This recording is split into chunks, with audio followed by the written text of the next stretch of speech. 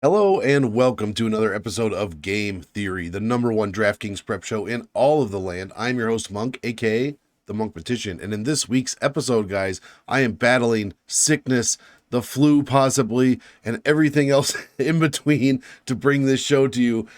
For UFC 282, we've got the headliners, Magomed Ankalaev and Jan Blachowicz. Obviously, Paddy Pimblett also on this card. We lost at least one fight rescheduled. Or not rescheduled, but with a new opponent.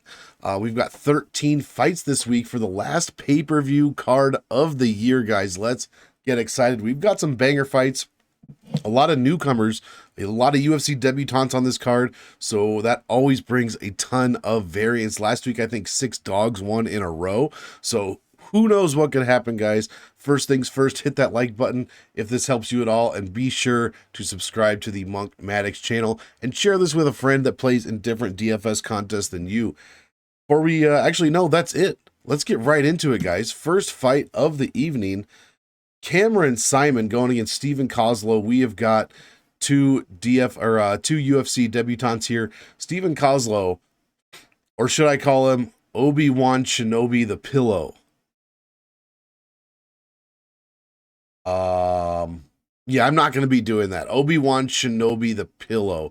Is it like a big body pillow that is like modeled after Obi-Wan Kenobi? You're calling him Shinobi? Like I'm so confused. Hopefully that's two nicknames smashed together. I don't know what's going on there. Saaiman's nickname is the airport code for Minneapolis, so I really don't know who to pick here if we're going based on nicknames. Anyways, Saaiman is a huge favorite here, 9,300 going against the $6,900 Koslow. Saaiman in his Dana White Contender Series fight, 3.3 points a minute, 87 is what he would have scored in that win. Only gave up 1.9. I have no stats for these guys. Saaiman is he's the much younger fighter, yes, by 4 years. He's only 21 years old, guys. He's almost 22, but not quite. I'm picking Saaiman here, 9,300. I think, he's probably going to finish this fight, most likely. We'll see if Steven Obi-Wan Shinobi the Pillow Koslow is as soft as his nickname implies. Both these guys' strength of schedule are absolute dog shit. Both guys are undefeated professionally, 6-0. You want these strength of schedule numbers to be about 70. That would be nice. We are under 50 across the board for the most part. Not good. I mean, I don't really have any numbers. Here are some projections if you're interested in that. I don't really have any numbers or any, I'm the stat guy, guys. I don't have any stats for these guys.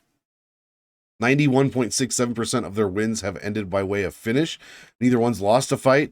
I think Saaiman's, obviously the younger guy. I think he's probably going to get it done here against Steven Obi-Wan Shinobi the Pillow Koslow.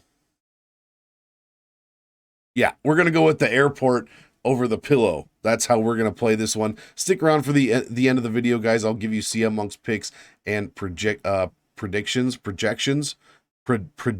Yeah, you know what I'm trying to say. This NyQuil and all this shit, a heavy dose of NyQuil, heavy dose of cannabis is really messing with my head here. So we're going to have some fun. Next fight we can skip because it's Ovince St. Preux against some guy that, see all these errors? Already took him out. Some dude that didn't even have a visa. I picked the visa to win.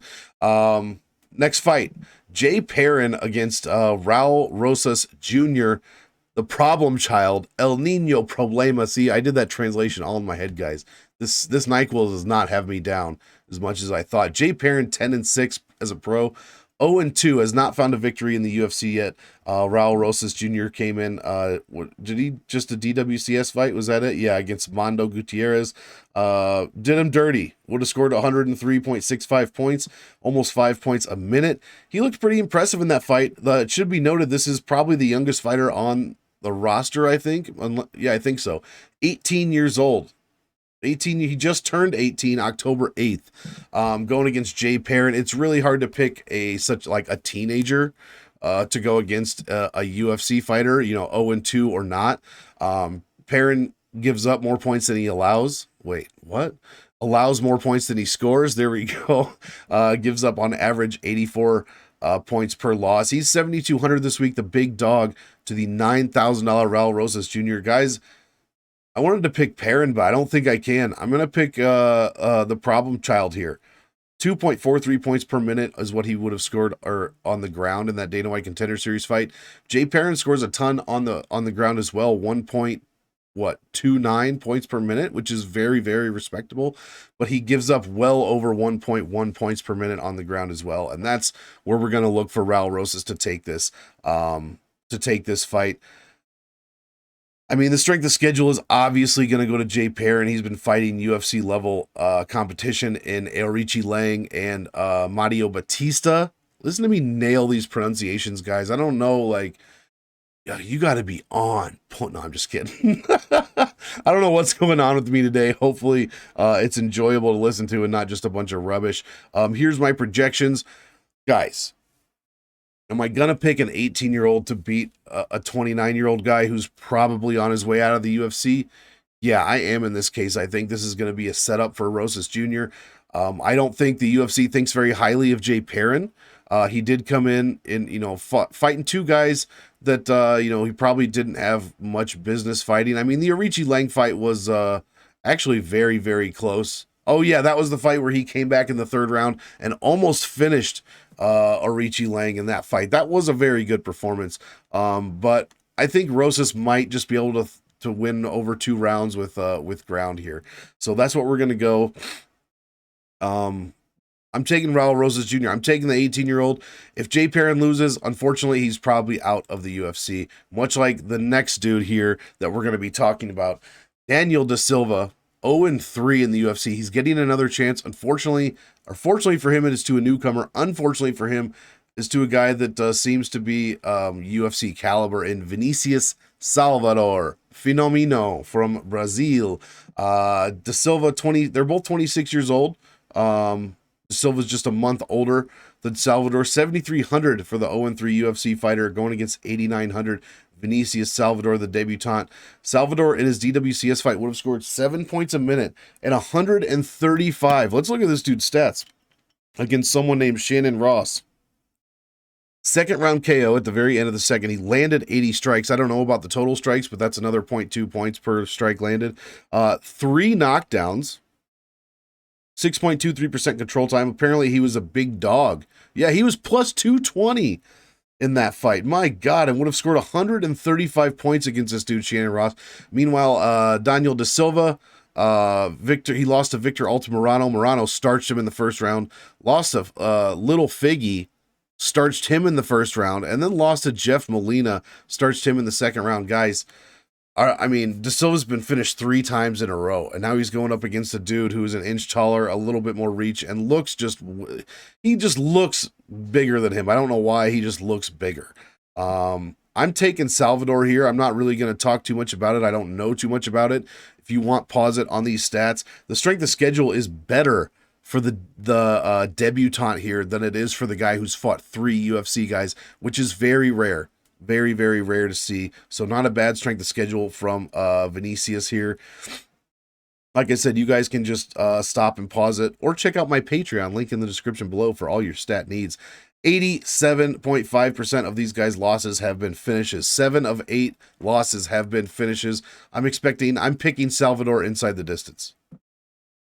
Did I give picks for my other fights? Saaiman, I gave you the pick. Yeah, I have been. Okay, so yeah, I'm picking Salvador inside the distance. Next fight, everyone's favorite person in the entire world, Chris Curtis. He just does everything to stay on people's good sides. He's a man of goodwill, never complains and then goes back on it.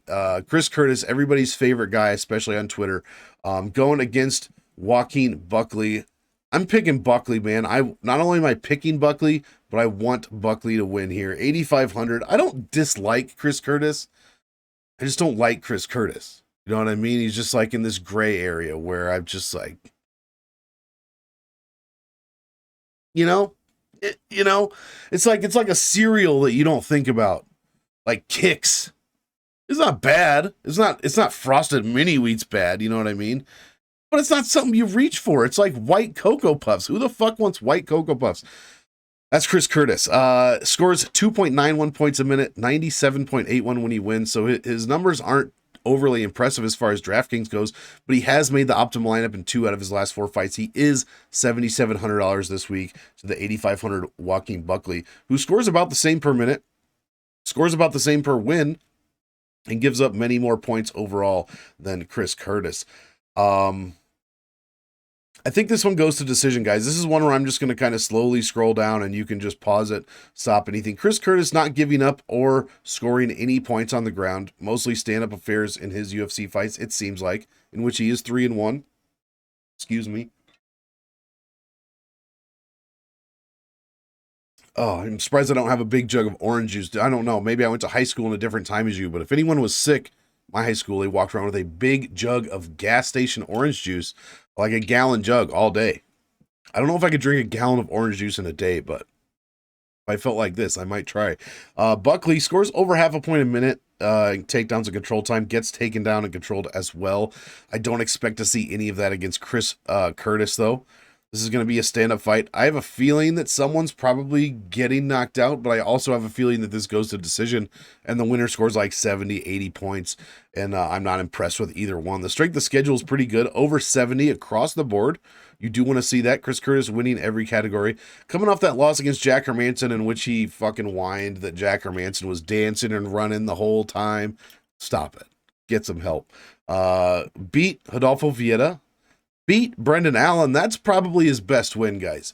The win over Brendan Allen, the second round KO of Brendan Allen, is probably his best win, and he was $6,600 when he did that. So, Joaquin Buckley lost, coming off a loss to Imavov.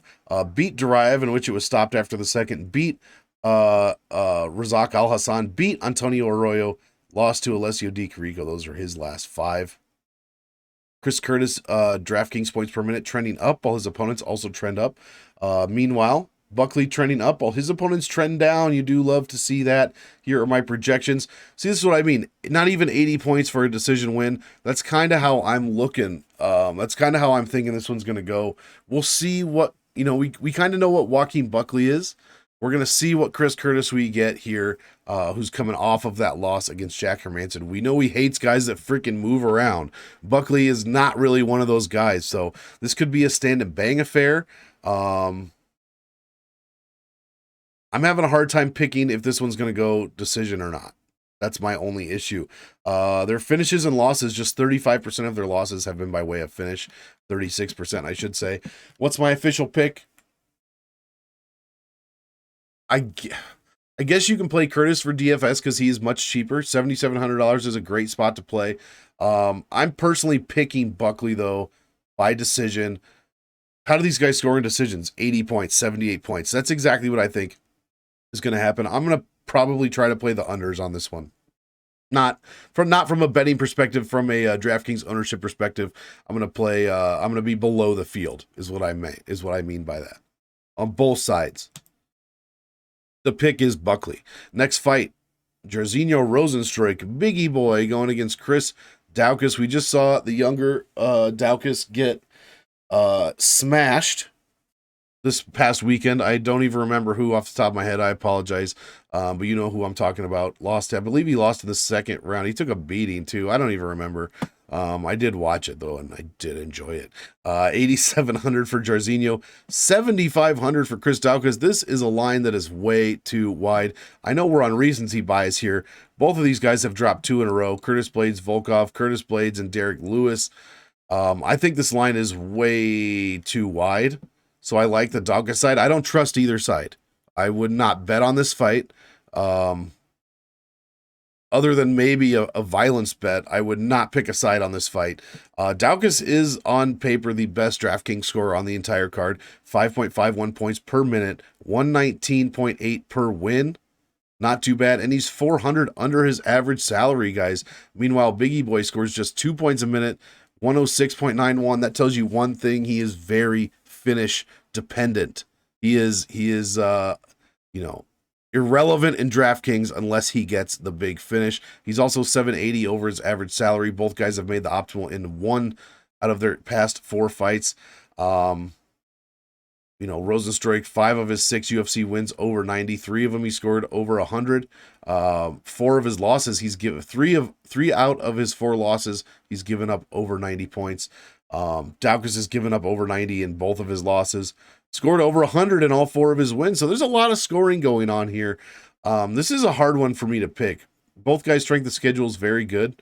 Well over 75 basically across the board.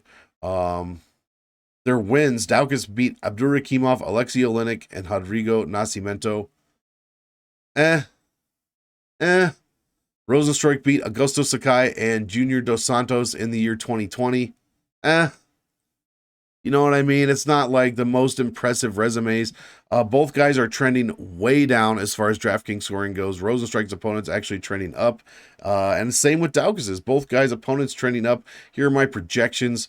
Daukaus has the much better projections. As I said, Rozenstruik is very heavily finish dependent. Daukaus has him covered everywhere according to the visual statistical recap.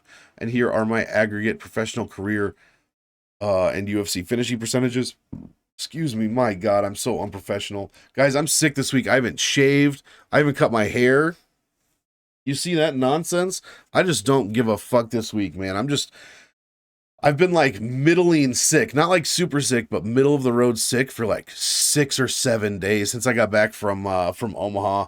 I'm over it, man. I'm really freaking over it. What's the pick here? I don't even know. I think the smart pick is Daukaus. Fuck. Guys, this fight kind of sucks, actually. For a heavyweight fight, it kind of sucks. Who looked worse? I guess Daukaus is coming off of 2 KO losses. Rozenstruik went to a decision with blades. I'm picking Rozenstruik, I guess. I don't like the salary. I'll be under on this fight. For DraftKings, I don't like this fight. I'm picking Rozenstruik by decision. I think this one goes to decision. That's how much I don't like it. Next fight. Downtown TJ Brown going against Eric the King Silva. Eric Silva, another UFC debutant. He's coming in as the favorite in this fight. 8,300 going against 7,900. TJ Brown does not score terribly poorly. 3.91 points a minute, 96 per win. Silva, if you put his Dana White Contender Series numbers into my thing, he would have scored 8.7 points a minute and 103 in that, second round win? First round win over someone named Anvar Boynazarov. Yep, that guy. Yeah, I'm probably picking the debutant here. I'm not impressed with TJ Brown. I'm less than impressed. He got smashed by Shailan Nurdambike, the Wolverine. He beat Charles Rosa, who cares? Beat Kai Kamaka, who cares? Lost to Danny Chavez. Lost to Jordan Griffin. He got subbed by Jordan Griffin. Yeah, I'm strength of schedule here is pretty bad for both guys. Better for TJ Brown. Obviously, he's fought 5 fights in the UFC. He's only 2-3 in those 5 fights. Meanwhile, Silva has not technically fought in the UFC yet. TJ Brown, his raw DraftKings points per minute trending down. Opponents trending up here. Yeah, I'm picking Eric Silva, guys. Even though he's a 35, almost 36-year-old newcomer. Kenny, what's up, Kenny? If I could reach him, I'd put him on camera, guys. We'll see if he comes to me. 70% of their professional losses have come by way of finish. That is 7 out of 10 losses. TJ has 9 of those losses, by the way. He is 16-9. I'm picking the newcomer here. There's not a lot of crazy math that's going into that pick. Uh-oh, guys, I might start coughing. I don't have a lot of faith in TJ Brown is what it boils down to. He has made the optimal lineup in 2 out of his past 3 fights. That would have been Rosa. He scored 112 against Rosa. Son of a bitch. If you ever cough so much that, like, right under your titty, it feels like you're being stabbed. So either, like, I have a bruised rib or, like, something terrible has happened that I don't know about yet, but it, like, hurts to breathe. And I'm just a whiner, guys. I'm sorry. I'm just a whiner. Yeah, right under my titty. I feel like I'm getting stabbed Caesar style. Oh, it's going around, guys. Be fucking safe out there, okay? Yeah, I don't like TJ Brown here. I just don't.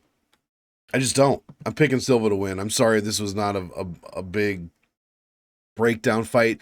Brown has no finishes in the UFC. I don't know how he made optimal, scoring like 80 points in whoever I just mentioned that he fought.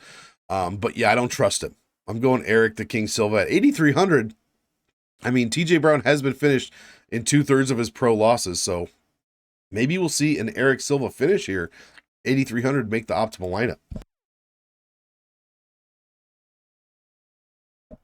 Oh, sorry. Apparently it's time for me to start coughing. I'll try to get through this. Billy Quarantillo going against Alexander the Great Ape Hernandez. 8,600 for Billy Q. 76. Sorry, guys. You're about to see me get very red-faced and possibly start sweating, but we're not stopping this recording. I'm not doing this again. And we don't edit shit here at the Monk Mannix channel. Not yet, anyways. Too time-consuming, guys. Fuck editing. Billy Quarantillo, 5 points a minute, 116 when he wins. A very, very good DraftKings player. He also gives up a ton of points, over 4 when he, per minute, and 119.8 when he loses. So, oh god, you can hear me wheezing. You should really target this fight. I think you should really target this one. He's going against Alexander Hernandez, 5-4 in the UFC, $7,600. He scores less than 3 a minute, but 96 per win. Oh my gosh. Sorry, guys. I'm just trying to get a hold of my breath here. 90. I don't know what I'm saying. 3 wins for Quarantillo in the UFC. 4 wins for Quarantillo. 3 of them have scored over 90. Actually, 3 of them he scored over 100. In both of his losses, he's given up over 110. Gives up 1.15 points per minute in takedowns control time. Actually, 1.1. He scores 1.15. So lots of takedown and control time points in Billy Quarantillo fights. Same thing with Alexander Hernandez, just not, he doesn't give up as much and doesn't quite score as many. Who gives a fuck, man? I don't know what I'm saying anymore. As you can hear my wheezy, I don't mean Uncle Wheezy. I mean wheezy with an H. Breaths. And they're not sultry either. I'm sorry. I wish that they were more sultry. They're not. You hear that, you're like, that guy is sick. Get him the fuck away from me. Strength of schedule is very good for Billy Q. It's not bad for Hernandez, well over 70. But it's just much better for Q across the board. Just lost to Shane Burgos, beat Gabriel Benitez, lost to Gavin Tucker, beat Kyle Nelson, beat Spike Carlisle. That's a decent win. Hernandez lost to Hinato Money Moicano, beat Mike Breeden, who's not even in the UFC, lost to Thiago Moses, lost to Drew Dober, beat Chris Gritzmacher. So the only 2 wins in his last 5 for Hernandez is Mike Breeden, and Chris Gritzmacher, He was minus 478 to Grits and minus 745 to Breeden. Guys, we're on the Billy Q side here. Am I fucking right? I mean, isn't that the right side to be on at 8,600? Let's keep scrolling. Trending up, all his opponents trend up. I mean, here are my projections for this fight. Billy Q's got him covered almost everywhere. As far as the visual statistical recap, we're going Billy Q, and we're probably going 3 of his 4 wins by finish. Hernandez has been finished in 3 of his 4 fights. Guys, is this a finishing opportunity for Billy Q? What's our power index? Not great. Not great, not great. We're going to go out on a limb and say Billy Q by decision. What does he score in decision fights? 85. That's not even 10xing his salary. Guys,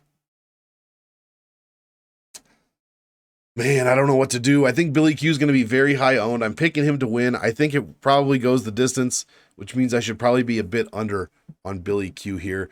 I'll have some Hernandez just because I don't know how much we can actually trust Billy Q, no matter how much we want to. I understand this as someone that exists on Twitter. So I'll probably play a bit of both sides here. The pick for me, this is not C amongst picks. I don't know what he's picked yet. I haven't even looked. But the pick for me is Billy Q by decision. Next fight. How many more of these do we have? All right, we're almost on the main card. Edmund Shahbazyan going against Dalcha Lungiambula. I mean, Shahbazyan hasn't fought in over a year. He has switched camps, thank God. He left Ronda Rousey, whatever was happening over there. And he took some time off, some well-needed time off. Get your shit together. The guy's only 25 years old. He was not in any place to be going on a 3-fight losing streak to Brunson, Hermanson, and Imavov. Those are quality opponents, don't get me wrong. But maybe he got thrown in the deep end a little too early. Excuse me, Dalcha also coming off of 3 straight losses to MAB, Cody Brundage, our guy at the MMA Engine, and Punahele Soriano. So the pick for me right off the bat is going to be Shahbazyan. Is he worth the price tag? That is the question here. 9,400 as of this recording, the most expensive fighter on the entire card. We don't yet know what Ponzinibbio's salary is going to be. We'll talk about that when we get there. But as of this recording, Edmen Shahbazyan, the most expensive fighter on the card. Is that worth it? Is he going to pay off his price tag? Lungiambula has been finished in 3 of his 4 UFC fights. Who did he get finished by? Soriano finished him in the second. Brundage subbed him in the first. And Magomed Ankalaev, also on this card, KO'd him in the 3rd round. So these aren't scrubs that he's losing to. I don't know what Edmen Shahbazyan's bringing to the table since, switching camps and all that. But before that, he was scoring 3.28 points a minute, 111 when he won. He is over $1,000 over his average salary, while Lungiambula is $1,000 under his average salary. Shahbazyan surprisingly scoring 1.4 points per minute in takedowns and control time. Lungiambula also can score, but do not those methods, do not count on him going for takedowns and control time. That's one thing we cannot count on and should not count on from Dalcha Lungiambula. Both guys, actually, Shahbazyan has dog shit takedown defense, 57.89%. Meanwhile, Lungiambula is much closer to 80%. Strength of schedule is pretty good for both guys, over 70 in almost every single category. What are we doing here? I'm picking Shahbazyan. As I said, I'm picking Shahbazyan to win. I don't know if he's going to do it inside the distance or if he's going to do it, man. I think he probably can get it done inside the distance. He's, 6 inches taller, but a 2-inch shorter reach. My God, this dude's built so weird. A 74-inch reach. I guess that makes sense. Lungiambula is the one with the crazy long reach. The pick is Shahbazyan. The pick is Shahbazyan inside the distance. The question remains, is he going to pay off his salary? Well, where's my numbers? He scored 122 in KO every time he got on average, KO or TKO win. 101 when he got a win by sub. I think maybe he might be worth it, man. But 9,400 is very expensive. Just be cautious with Shahbazyan. We don't know what he's going to be like after a year layoff, switching camps, etc., etc. Maybe Dalcha saves his UFC career by getting a win here. I think they're trying to set Shahbazyan up to have a big comeback. So the pick is Shahbazyan inside the distance. The question is he going to pay off that salary? I need to see, this is an ownership play. I need to see what his ownership's going to be like. 9,400 is fucking expensive. All right, guys, we are on to the main card. Thug Nasty, Bryce Mitchell. What a fucking terrible nickname that is. Going against Ilia Topuria. This is a heavily argued about fight, debated fight this week. 7,800 for Bryce Mitchell, 8,400 for Ilia Topuria, the slight favorite. Both guys are undefeated professionally, 10-0 total in the UFC. Mitchell, 3.88 points per minute, 91 per win. Topuria, 3.86 points per minute, 97 points per win. I mean, these guys are super consistent as far as their scoring goes, and they're also both a few $100 cheaper than their average salary. I mean, Bryce Mitchell, the one thing I don't have capped on here is that he, what was it? What did he, drilled his own nutsack. You're like, wait, what did you just say drilled his own nutsack? Yeah, guys, like the sack that your nuts are in. He fucking drilled it somehow with like a drill. Ring, ring. Bloody underwear. It was a fucking bloodbath, guys. A bloodbath. Are we putting our money on a guy that does that? That's bad fight IQ, right?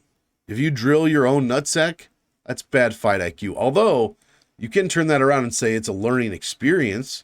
I couldn't imagine a human being drilling their own nutsack twice. I couldn't imagine that happening. Maybe he learned. I don't know. Both guys have a ton of takedown and control time points. Bryce Mitchell, 2.13 points per minute in those categories. Ilia Topuria, 1.81 points per minute, probably the two highest scoring takedown and control time points guys on the card, if that sentence made any sense at all. Obviously, both are undefeated in their past 5. Bryce Mitchell's strength of schedule is terrible. Should be noted. Ilia Topuria's strength of schedule is much better. Now let's look at who they fought. Bryce Mitchell, Bobby Moffett, Matt Sales, Charles Rosa. Beat Andre Fili, beat Edson Barbosa. Those are more impressive than the first three names I read off, but still.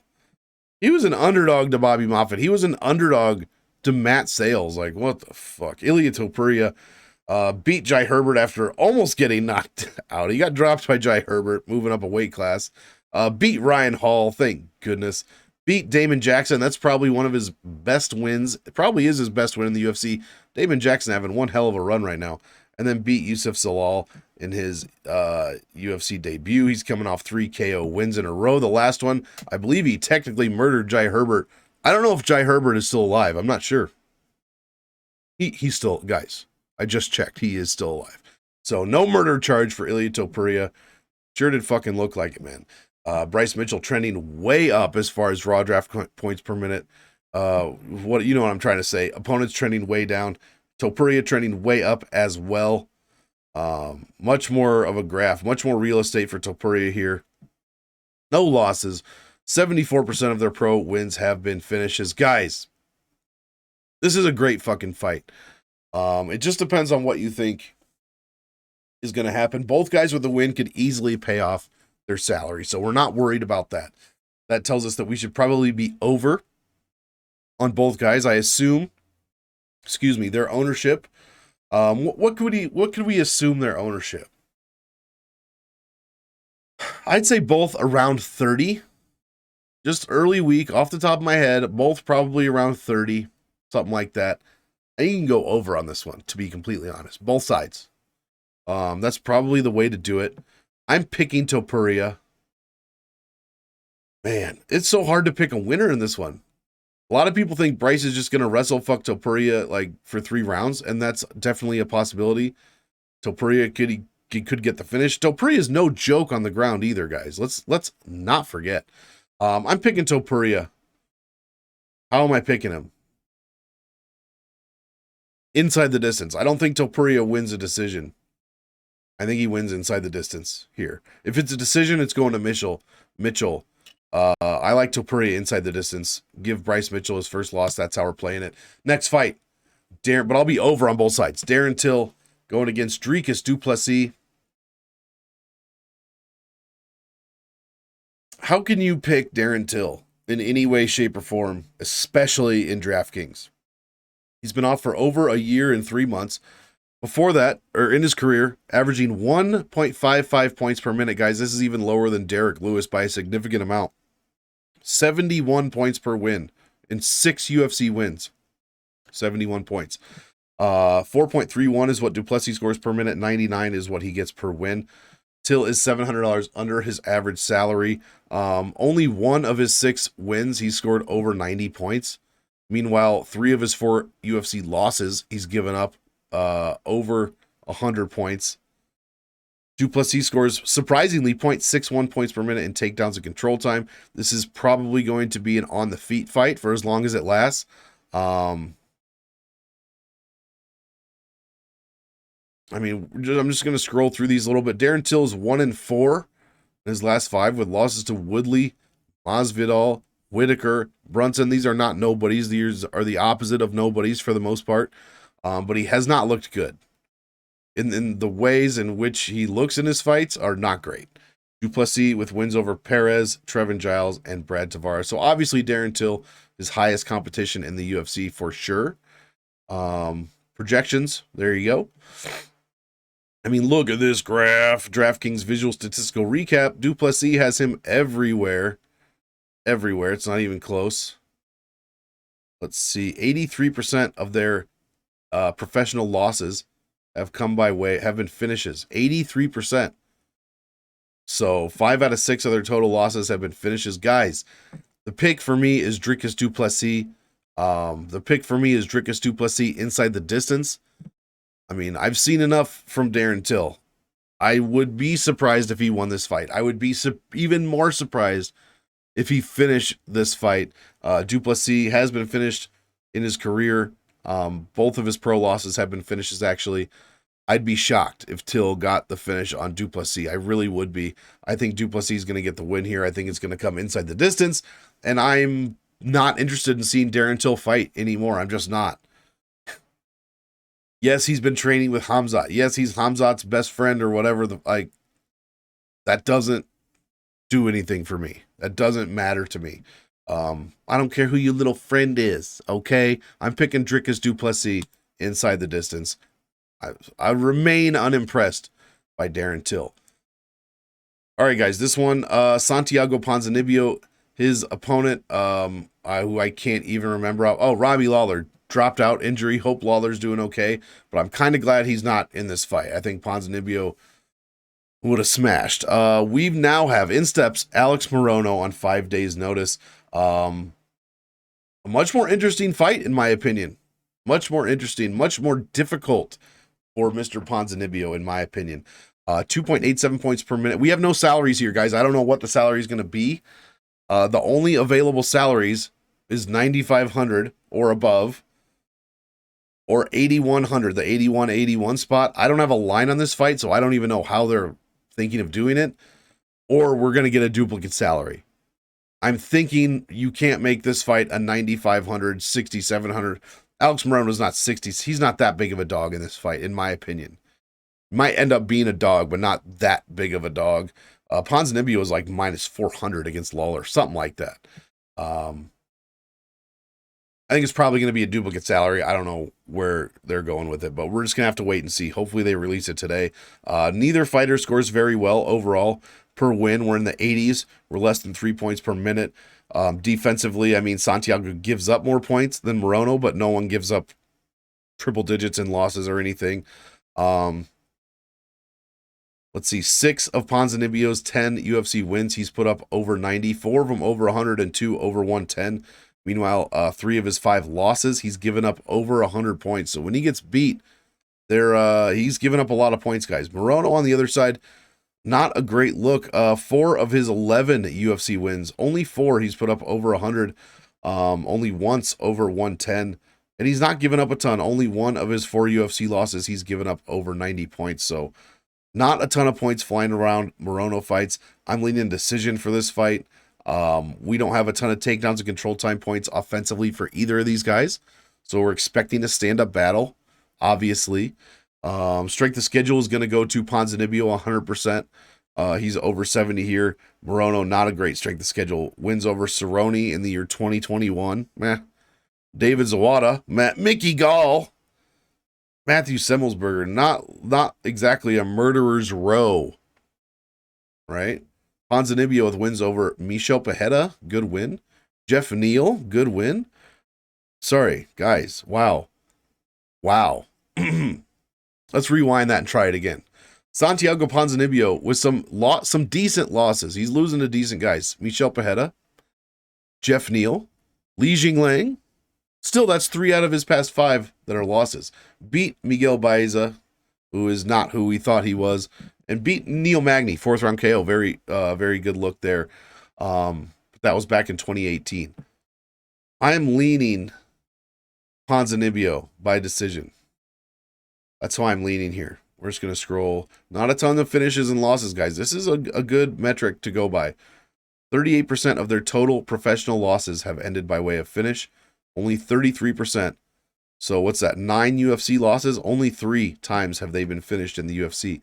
I think this goes to decision. Santiago has the power, much like He-Man, has the power of Grayskull. So he could finish Morono.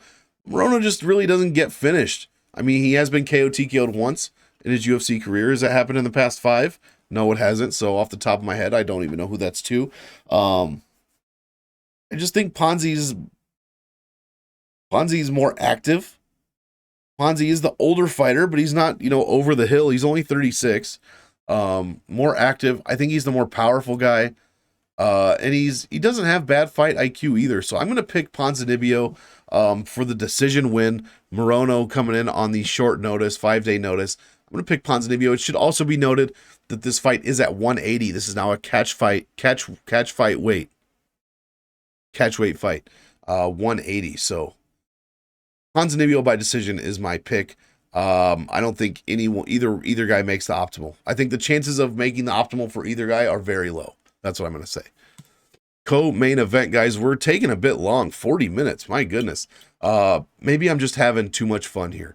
Paddy the Baddy Pimblett going against Jared Gordon here. Jared Gordon in a co-main event, good for you. 9,100 for Paddy Pimblett, 71 for Jared Gordon. Guys, you are paying for the name value here. Much like under Magomed or most guys with a OV, EV at their name, you're paying for Paddy Pimblett. You like that alliteration there? But what do you get for that? 3.42 points a minute, 101.59 is what he scores per win.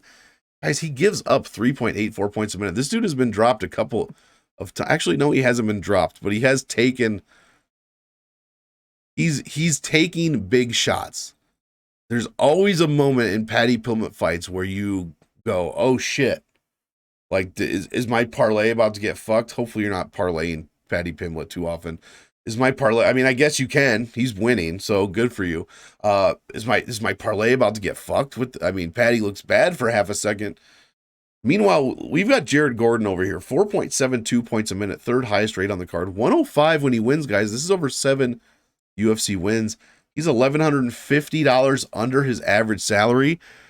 This is what I mean by you're paying for Paddy Pimblett. That is a way of saying that this line is too wide. That is another way of saying Jared Gordon is going to be low owned and you should be over the field on Jared. You should be well over the field on Jared Gordon. 1.36 points per minute in takedowns and control time. 3.25 points per minute in striking. We don't talk about that metric a lot. This is one of the highest numbers on the entire card. 3.2. This guy, what did I say? Almost 5 points a minute. And this is over 130 minutes of UFC cage time, guys. Jared Gordon is a tremendous DraftKings scorer. And you have to pay a ton of money for Paddy Pimblett, his second highest salary overall. He was 83 against Luigi, 94 against Kazula, and 89 against everyone's favorite twerker. So you're paying up, way up. His strength of schedule is it's not terrible. It's not great. Jared Gordon has a great strength of schedule, though. Beats Chris Fishgold, meh. Danny Chavez, meh. Joe Selecki. Leonardo Santos lost to Grant Dawson, who only has one pro loss in his whole career, and he got subbed in the last minute of that fight. He wasn't doing a ton up to that point. He got hit with 7 takedowns, but that was against, a big-time wrestler. Paddy Pimblett is not that, although he has landed 2 takedowns in his past 3 fights. Paddy trending up. Give him his due. I'm not saying Paddy sucks. Paddy does not suck, all right? Just because I'm not his biggest fan doesn't mean that he's not a good fighter. You know what I'm saying? I'm not going to sit here and do you like that. But all I'm saying is this line is way too wide. These numbers are way too wide. I'll be over on Gordon, and I'll be a bit under on Pimblett. Pimblett has made optimal in one of his past 3 fights. Probably would have been his first fight. Luigi Vendramini, first-round knockout. He got a first-round sub over Kazula. Scored not even 100 points, guys. First-round finish, or not knockout sub. First-round finish over Kazula Vargas, and he didn't even score 100. Second-round finish over Jordan Levitt, and he didn't even score 90. So I'm pulling back on Paddy Pimblett, and I'm pushing the gas on Jared Gordon. So I want Jared Gordon to win. I'll be over the field on him. I'll be under the field on Paddy, but I think Paddy probably wins. That's the most likely outcome. Paddy wins. So I'm gonna pick Paddy. How am I picking him? Is Jared Gordon gonna get finished? He has been finished in every single one. Yeah. I'm gonna pick Paddy by KO, I guess. I'd be kind of a fool not to. Paddy inside the distance. I will be rooting for Jared Gordon though, as I'm sure a few of you also will be. Paddy the Baddy. What? No. That nickname's not doing it for me. I'd rather be nicknamed Obi-Wan Shinobi the Pillow than Paddy the Baddy. Okay, maybe, guys, maybe that was a bit too far. No one should be nicknamed Obi-Wan Shinobi the Pillow. Okay, main event of the evening. We're gonna make it through, guys, with my shit voice, my unshaven face here, my hairy ass head that's supposed to be bald. Bald guys, the more hair they grow, the balder they look. That is the bald man's curse. Okay, the more hair that you grow, the more bald that you look. But my eyebrows aren't drawn on, so what are you gonna do? Fully all natty eyebrows, baby. Let's go. I don't know what's happening. I'm so sorry. Last fight. Let's finish this one out, guys. Hit the like on this video. Hit the subscribe on this channel. I really appreciate it. Jan Blachowicz. Man, going against Magomed Ankalaev. This was supposed to be Yuri and Glover. Glover's not doing it. Nothing against, for whatever reason. Yuri, not Glover's not doing it. Yuri has a bad injury, vacated the title, not holding up the division. Jan Blachowicz was supposed to fight Glover, I believe, in a rematch for the vacant title. I'm not sure if any of this is right. I might just be having a fever dream. Glover declined. In steps Magomed Ankalaev to fight Jan for the vacant title. I think I got that right. Guys, we all love Jan Blachowicz. We all do. That's not a question. Question is, how is he supposed to beat Magomed Ankalaev, guys? I'm picking Ankalaev, probably inside the distance. Ankalaev is going to be the light heavyweight champion. The question is it worth 9,200? I think it is. 3.31 points a minute, 94 points per win.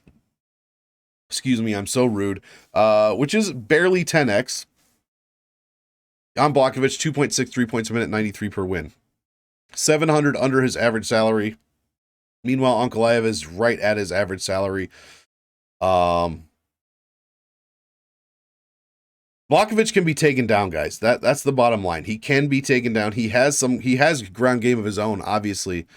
But we saw in that Glover fight, man, he got his neck cranked, and he was not the same after that. If Magomed Ankalaev can get on top of him for almost, the first round, get him down in the first round, get on top of him for like 2-3 minutes of control time, we might see Jan melt in the same kind of way. Ankalaev scores 0.82 points per minute in takedowns and control time. Blachowicz allows just, I think it's 0.87 points per minute in those categories. That's kind of how I'm going to be looking for this one. I think Ankalaev gets it done. Second, third round, and I think he finds a finish, to be honest. Let's not forget, I mean, these guys are almost 10 years apart, 9 years, 3 months apart. Blachowicz will be 40 years old in less than 3 months. Nothing wrong with 40-year-olds. That's not what I'm saying. But Ankalaev is only 30.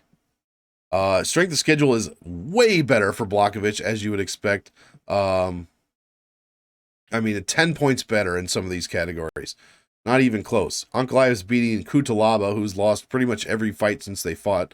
Nikita Krylov, who's pretty much won every fight since they fought. Volkan Oezdemir, Thiago Santos, and Anthony Smith. So some good names, good name value. But as far as value, that's a different story. Blachowicz, meanwhile, Corey Anderson, Dominic Reyes. Then we've got Izzy, beat Izzy. Lost to Glover, beat Rakic. So we've got some much higher caliber guys, at least in the division, as opponents for Blachowicz than Magomed Ankalaev has had. Meanwhile, Jan trending down as far as raw DraftKings points per minute. Opponents trending up. And Ankalaev, the same thing. That's what happens when you score 1 million points a minute against a guy like Ian Kutalaba. What did he score in this one? Points per minute. Do I have it? Oh, 6.61 is what Ankalaev scored per minute in his first round KO of Ian Kutalaba. That's why he is trending down. Normalizing his numbers is what we like to call that. So trending down, but with no repercussions. It's not like he's out here losing. Visual statistical recap. Take a look at this while I cough, please. And just stab myself with my own rib is what it feels like. Guys, if you've ever been here, you got a pain under your titty from coughing, please let me know if I'm going to die or not. Can you just let me know? Because I'm not going to the doctor. Just let me know if I'm going to die. I don't trust WebMD. If you look at WebMD, you're going to die from anything. Everything leads to ass cancer or whatever. Anyways, wow. This is going to be a good fight, guys. This is a very good fight for the vacant light heavyweight title. It sounds like Yuri's going to be out for a while, so good on him for not holding the division up. The pick for me is Magomed Ankalaev. The pick for me is Magomed Ankalaev inside the distance, whether that's by sub or KO. He's never actually subbed anyone, so we're probably looking at a ground and pound finish. is what I would say, over Jan Blachowicz. I'm thinking second or third round, to be honest. Second or third round, Magomed wins by ground and pound finish. I like him for DraftKings. I don't think 9,200 is too expensive at all. He will be in a good portion of my lineups. I'll have some Jan as well, because you never know what could happen in these light heavyweight title fights. I mean, everyone was probably super surprised at the Glover, the Glover one. And that was a great fight. So my point is just anything can happen. Be on the lookout, blah, blah, blah. You know what my pick is. I've given all my picks. Guys, we did it. Let's finish this up by going into CM Monk's picks for UFC 282. Last week, how did we do, guys? How did we do? Why are you seeing different stuff? Okay, there we go. Here is the optimal lineup in case you care. Sergey Pavlovich coming in and scoring the highest amount of points for any heavyweight fight all year. Well over 700 points for the total score, but that's not why you're here. CM Monk went 8-6. We had 6 perfectly called fights, 2 perfectly imperfect. Wait, two fights we were very bad on. It's the 6 dogs in a row, guys. I only got Delize. How fucking awesome was that Delize pick? How fucking awesome was that Delize fight? I love Roman Delize. I've been telling you all week. I've been telling you for 3 fights now. Play Roman Delize. And I hope you did, guys. I really hope you did. Either way, Computer Monk went 8-6. We're just below that 60% range. I haven't tinkered with this at all. There will be tinkering in our 4 weeks off. Anyways, here are the picks for UFC 282. Cameron Saaiman by decision. I don't know about that. I think Saaiman gets it done inside the distance. Raul Rosas by decision. Vinicius Salvador by finish. Chris Curtis by finish. CM Monk. CM Monk. What are we doing, my guy? Chris Daukaus by finish. These are 2 really tough underdog picks and 2 tough methods, man. I don't know. The Chris Curtis fight is actually the closest lined fight for all of CM Monk's picks. 50.5% to 49.5% for Buckley. Let's keep it moving. Eric Silva by finish. Billy Quarantillo by finish. Like it. Edmund Shahbazyan by finish. Ilya Topuria by decision. What the fuck? I guess it's because Bryce Mitchell never finishes fights. That's probably why this is by decision. I like the Ilya Topuria pick. By decision, though, I don't know about all that. Dricus du Plessis by finish. Love it. Santiago Ponzinibbio by decision. Love it. Paddy Pimblett by finish. That's what I said is probably going to happen. Magomed Ankalaev by decision. I don't know if Blachowicz can go 5 rounds with Ankalaev, but we will see. Guys, these are CM Monk's picks for UFC 282. We've got 2 dog picks here, and that will probably not change unless the odds change a bunch for Chris Curtis, because I do factor odds in, but like fractionally. So they don't change much, but they do change the odds here. So I'll post these again later in the week, but that is Computer Monk's picks. And more importantly, guys, we did it. I made it through the show without dying. In fact, my voice sounds better than it did when I started. I just had woken up from a nap. I left work early today, came home and slept for 2 hours, woke up, put this fucking hat on, put some beard oil in this thing. As you can tell, it's not the best. And went to work here on this game theory breakdown. So guys, thank you so much for joining me. See, there is a guy back there. It's Ankalaev. Peekaboo. Peekaboo, it's your worst nightmare. Anyways, I'm done with this. I can't do this anymore. Guys, thank you for watching. Hit like, hit subscribe. Stay tuned for Salary Voodoo. That will be out Wednesday on the MMA Engine channel. Be sure to check that out as well. Happy Hour with me and Lou Betya coming on Friday. And guys, be sure, I have a couple guest spots this week. I'm on Gordo's channel, Plays and Fades, breaking down fights from a DraftKings perspective. I'm also going to be a guest later in the week on a Friday show that I will announce later as well. So, in fact, I got to get back to the gentleman that asked me because I said I would, and I haven't done that yet. Anyways, guys, yeah, what else was I going to say? That's about it. Oh, after the next week's fight, stay tuned. I have a ton of content coming out. A best of DFS for 2022. I'm talking a video for every weight class. So we've got 11 videos coming out during the break minimum, plus then an overall best of 2022. The best DraftKings players in the UFC from all of 2022 from every weight class. Anything else you might want to see, guys, leave it in the comments below. But I will have a ton of content coming your way, guys. That is going to do it. As usual, I want all of you to enjoy the fight. So enjoy, and we will see you in the next one. Have a good one. Guys, wear a mask. Don't get sick. I mean, wear a mask only if you're sick. Don't get other people sick. That's all we're doing in this house is spreading it around like a freaking, like a carousel of disease. Be safe out there. Have a good one.